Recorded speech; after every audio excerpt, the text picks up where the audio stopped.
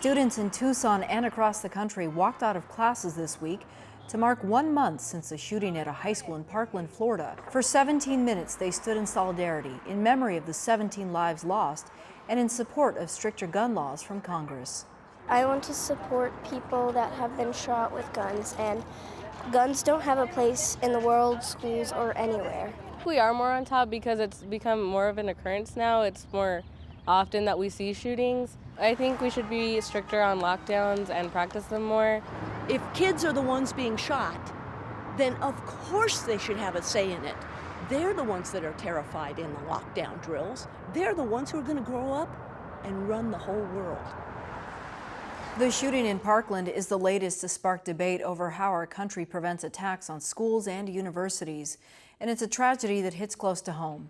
In 2002, a disgruntled student gunned down 3 instructors at the University of Arizona College of Nursing before killing himself. U of A Police Chief Brian Seastone has been with the department for more than 30 years, and he explained how officers now address similar threats. Take me back to 2002. You were one of the officers who responded that day. Something that we as a society hadn't quite seen very much of. Have we changed a lot since then? Yes, and the world changes on a daily basis anymore with the things that go on. From that particular day, we learned an awful lot here on campus, and as a result of that, changes were made in a number of areas. The university is really a hub here in southern Arizona, especially during the fall and spring when we have athletics. A lot has changed over the years, though, getting into those venues, because now we're clear plastic bags. We're really monitoring things. What are your officers doing that's really different? Well, let me preface that by saying 9/11 changed a lot of things. The way we go through airports, the way we go to large-scale events, etc. And the universities, and I'll use the plural term, universities across the nation, know we draw large crowds. Universities are what are considered soft targets, as are shopping malls, etc. So we got to take those precautions that are necessary to help eliminate any type of risk or threat.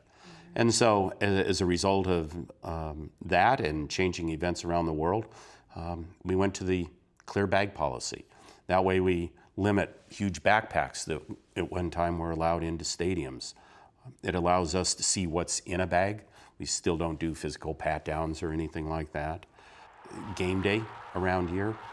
This year people saw a little bit of a change coming off of Campbell in that the area was now blocked with barriers instead of more just the traditional traffic barricades. Because of the things that have occurred across the world with vehicles now being used as weapons. So we always have to evaluate, look at what's going on and see how it affects us here at the university. A small group to a large group, it seems there's always the potential for a risk. Yeah, absolutely, and after 9/11, people thought, oh, it's going to be another large targeted event, and now we're seeing across the country and the world, it's an individual or a couple of individuals that are doing things now. Has training for your officers changed? Sure. Even before the College of Nursing shooting, after Columbine, that changed the response for law enforcement to an active shooter. Whereas in the old days, you would wait for the SWAT team, and that just is not the way it's done anymore. So we had already practiced for that so that if it ever happened, and it did here, we could respond quickly and seamlessly. We train with other agencies because we need their support and they need ours. So it's a seamless integration right now. The way people report things have changed.